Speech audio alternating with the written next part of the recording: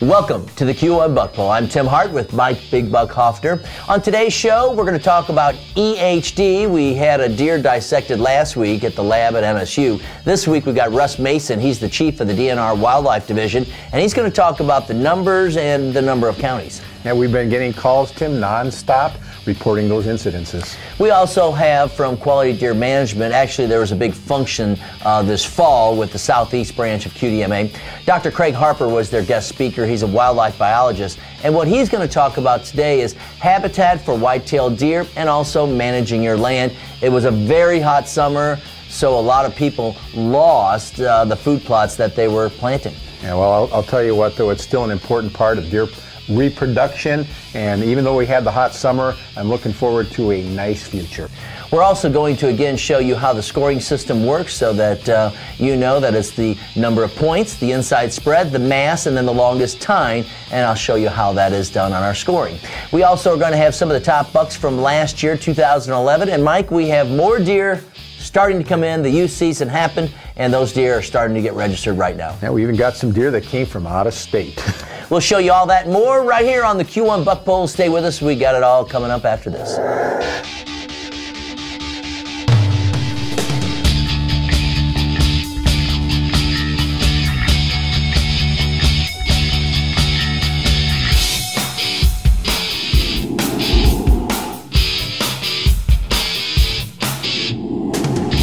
The Q1 Buck Bowl is sponsored by these participating businesses who support the great outdoors in Michigan.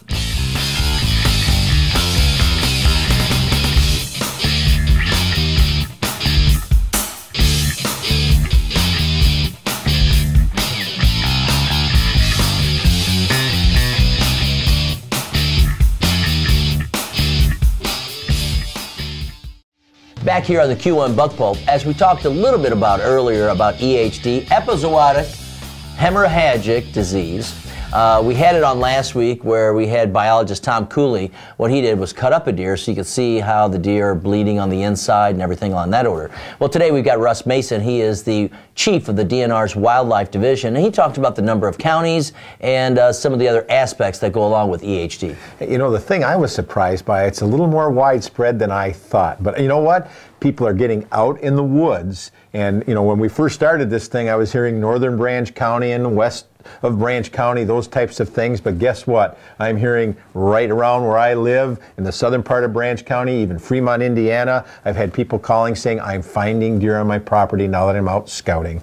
And when you do find deer on your property, make sure you report them to the DNR so they can get an accurate count, and then also check to make sure it is EHD.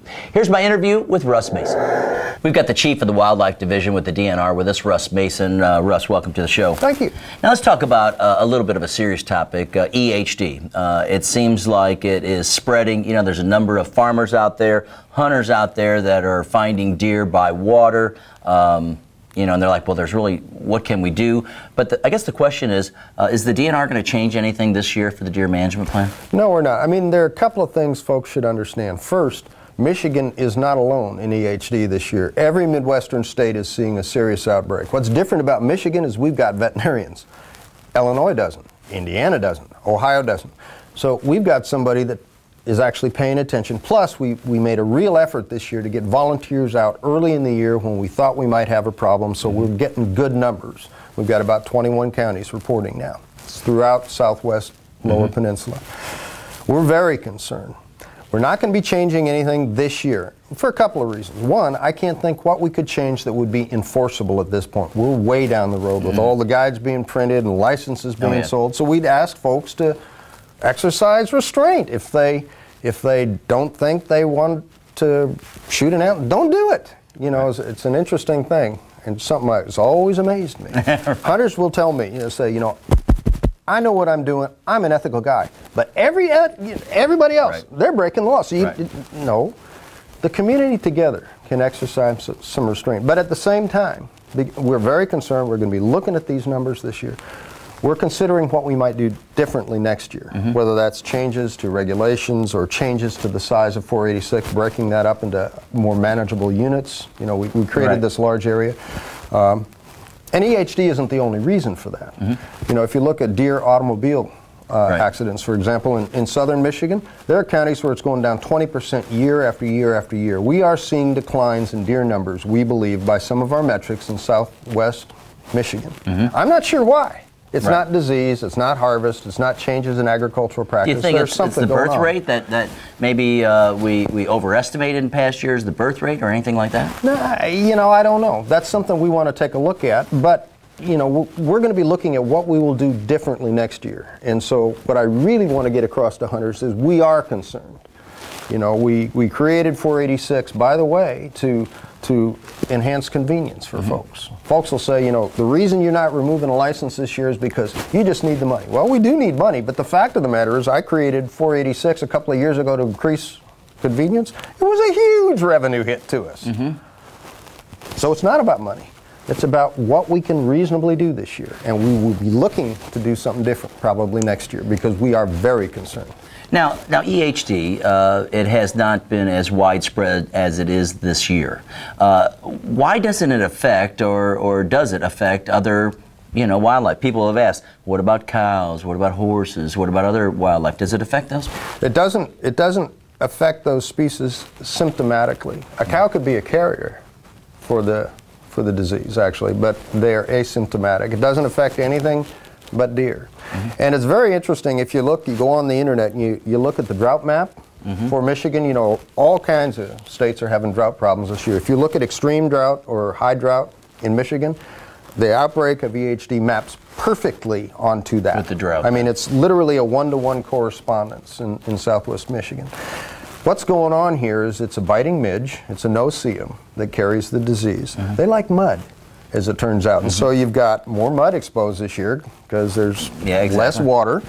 You've got deer going into those places looking for water, so they're now being exposed. And you've got deer dying in those places with other deer coming in for water. So you've got a bad deal going on there. Hopefully we'll have a nice hard winter this year because the disease overwinters in adult flies. It doesn't overwinter in the larvae. Kill them all off. And at the same time we get some water because we need it. Now, having said that, you pointed it out, we've had an outbreak every single year since about 2006. It's a climate change thing, folks. If you ever wondered what climate change meant to you, to deer hunters, this is climate change. This is something that we're going to have forever in this state. It's going to happen to more or less extent from now on. So how important is it if I'm a farmer out there or I'm a hunter out there when I see a deer that's dead like that to report it to the dealer? If it's a fresh deer, report it. We're very interested in getting that information. We want the best numbers we can get right now. Right now in those, I was looking last week we had 19 counties reporting and about 2,200 deer that we'd found. If you multiply that by 3, and I'm just by 3 because that's the number that's typically used in predator studies, 1 dead cow for every 3. And you compare that just to the harvest in those 19 counties. 130,000 deer were killed in those counties last year. So right now we're looking at somewhere between 2 to 6% dead from this, relative just to the harvest, not to the population. So again, it's a small number, but it's very concerning to us. And finally, legally, somebody goes out there and they see a dead deer with a big, huge rack type of thing. Is that something that they can keep, that they need to call the DNR to turn it in? What's the procedure there? They turn it in. We might give it back to them. You know, we had a pretty nice buck come in Jackson County that had died from EHD. We did the analysis and returned the head. As it turns out, it's illegal to have antlers attached to the animal without a tag. During the season, if you found it, if you felt like tagging that, then that's your tag. You can do it. Okay. Yeah. All right. Well, just to kind of clear it up, because hunters are going to be out there, and a lot of people have also taken pictures of dead deer on the ground, big racks, and like, well, what should I do? And so there's our answer. There's the answer, and I'm anticipating if it was like last year, for example, we're going to see an uptick in concern here because farmers are going to be out cutting their fields, and when they do that, they're going to find more carcasses, and they're going to think, oh my gosh, the world's fallen. It's not fallen. All the deer are not going to die. But it could result in very clear population reductions in localized areas. And that, in turn, is going to lead us to think about what we might be doing differently. Because not only this, but for all of those other reasons that I just mentioned, something's going on in southern Michigan. We're concerned about it, and we'll be looking to see what we can do next year. All right. Hey, thanks for being with us. You bet.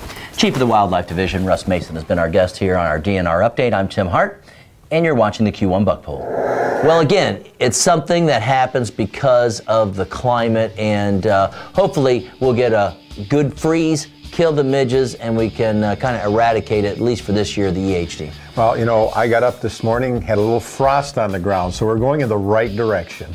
Stay tuned. When we come back, we're going to talk a little bit about quality deer management. We've got wildlife biologist Dr. Craig Harper with us, and he'll talk about what you can do to create habitat for all the wildlife on your land. You're watching the Q1 Buck Poll. More after this.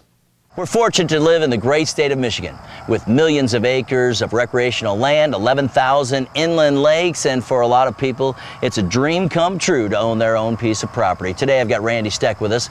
He's a Senior Vice President of Sales and Customer Relations at Greenstone Farm Credit Services. Randy, welcome to the show. Thanks, Tim. Now, Greenstone has been a proud sponsor of the Q1 Buck Poll for a number of years, and you've really helped thousands of Michigan residents own a piece of recreational land. Yes, we have provided financing for thousands of folks across the state, and we're very happy to be part of that dream building process. And you know, Randy, owning a piece of recreational land means what? You can manage it the way you want, you can create food plots, habitat areas for wildlife, so it's really something that is an awesome thing for outdoor enthusiasts. Yes, in addition to habitat improvement for wildlife, but also improvements for the human side of things too, where they can enjoy the luxury of a cabin or bring in electricity to the property. So it involves not only just wildlife habitat improvement, but also improving the property in general for everybody. And Greenstone has a number of outdoor enthusiasts on staff, but you also have locations all over the state too. Yes, our 31 offices are conveniently located to the bulk of the customers that we do business with, and we encourage those folks to stop in and talk to us. We share a lot of the same values and beliefs that the outdoors community has, and many of our staff actually enjoy the same activities. Randy, there's a lot of different programs too, aren't there? Yes, we can provide financing for up to 30 years and a fixed rate of interest for as little as 20% down. Randy, how can I find out more about the programs that are available from Greenstone? Well, there are a variety of methods. Certainly you can check us out on the web. You can reach us at our toll-free number anywhere in the state of Michigan, or you can also stop by one of our 31 conveniently located offices.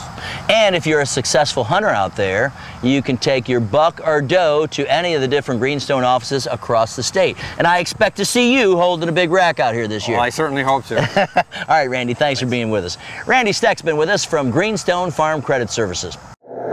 Back here on the Q1 Buck Poll, and you know, Mike, there's a number of QDMA branches, Quality Deer Management Association branches, all throughout the state. We like to work with a lot of them and bring the information to the viewers and to people online because, you know, a lot more people are saying, okay, I want to manage my property, and really with the advent of trail cams, they're able to see what's going on in their land, and now they want to feed the wildlife that's out there. You know, you put technology together with what QDMA is trying to accomplish, and I think that's the future of deer hunting. If we want to, you know, manage that herd and grow bigger bucks and bigger deer, I mean, that's the secret to success. Here's my interview with Dr. Craig Harper. I'm now talking with Dr. Craig Harper. Dr. Harper, welcome to the show. Thank you. Good to be here, Tim. Yes, sir. He is a nationally renowned, kind of a habitat, wildlife expert, land expert. You've kind of done it all. He teaches at the University of Tennessee. Today we're going to talk a little bit about woods. A lot of people are trying to, you know, funnel the deer a certain way. They're trying to add food sources a different way. What are some of the things I can do with, you know, thick land like we have behind us?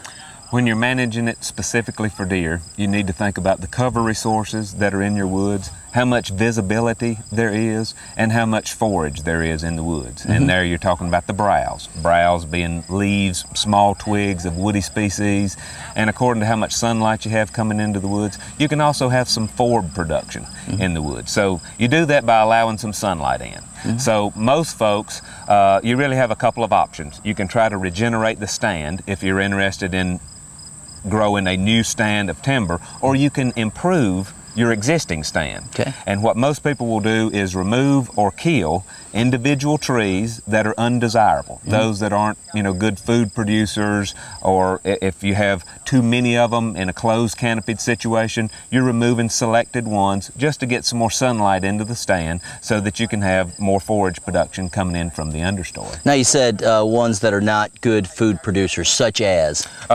maples, box elder, yellow poplar, ash. There's different species in different parts of the country that aren't that good of a food producer for whitetails.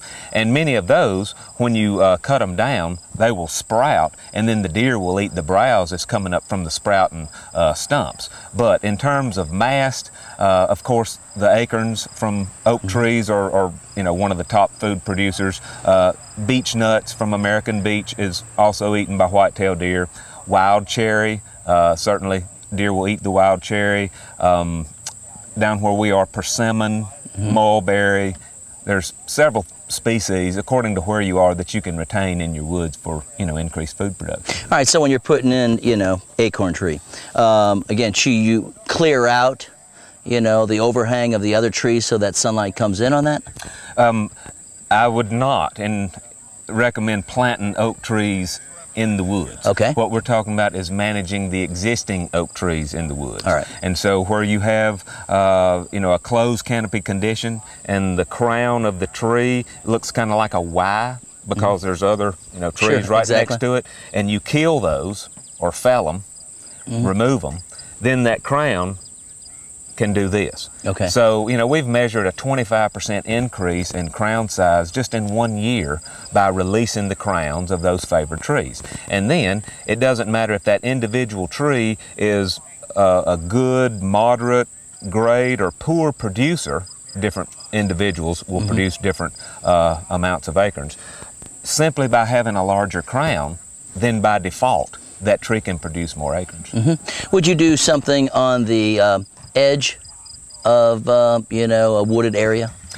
The best practice to encourage a better edge, a soft edge coming from a field into the woods is to do something that's similar to what's been done here. They might plant some shrubs, or you can just simply allow succession to ensue along the edge of the woods by not mowing it and keeping it cleared, allowing the shrub, the brambles, etc. to grow up there, and then go into the woods maybe 100 feet around a field, and you're doing your selective thinning around the field where you're killing or removing trees and allowing sunlight to come in. That's going to increase the sprouting from the understory, and so you have a much better structure coming from the woods out into the field. Now, Quality Deer Management has a lot of information online. Are there other resources where we can get more information on what we're talking about here today, planting and managing our wooded area?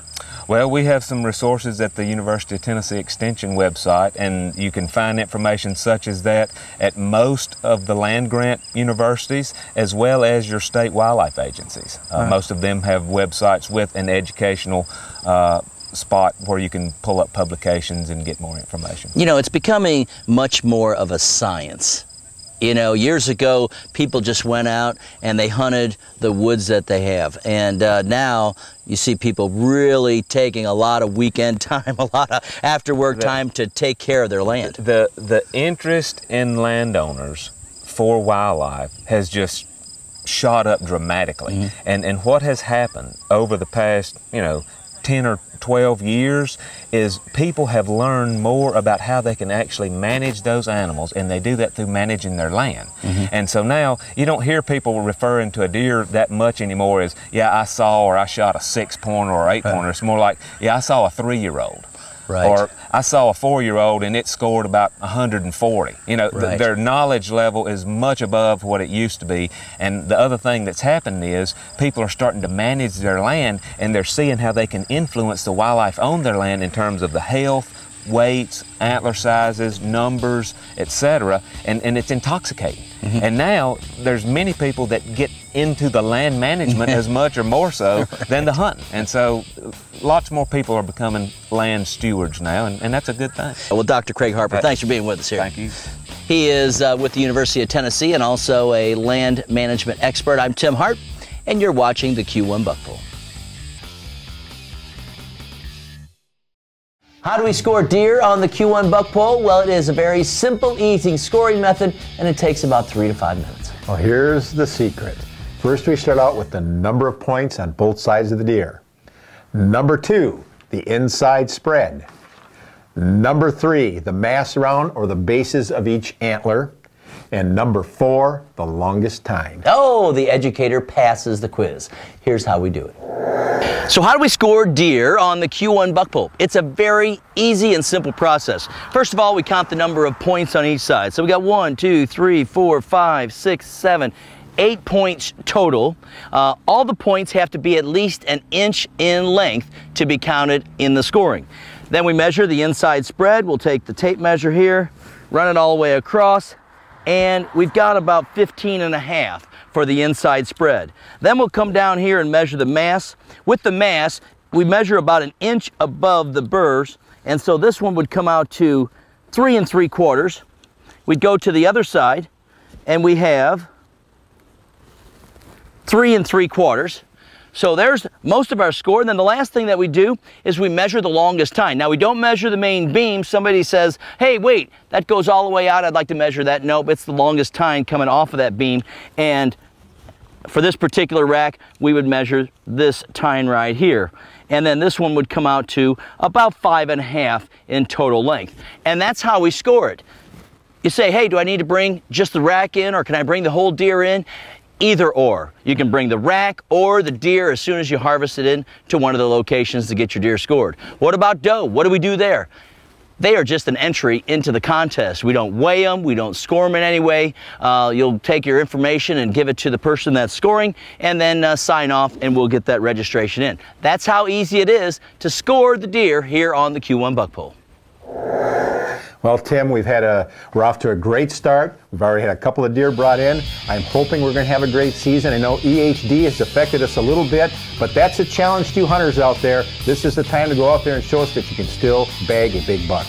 You can go online and check out all the registration locations, including all of your Auto Value and Bumper to Bumper auto parts stores, or you can register at Greenstone Farm Credit Services, any of their offices and locations throughout the state of Michigan. For Mike Big Buck Hoffner, I'm Tim Hart. Thanks for being with us this week on the Q1 Buck Pole. What do you think, I'm an amateur? You were impressive. Dude. Have you ever shot a deer? I have. Have you ever field dressed a deer? I have. Rip it out. Somehow I don't believe it. Don't. You gotta wear, well, I wear gloves. You know, we had the long gloves. Would it take you about 2 hours to do it? No, it took an hour.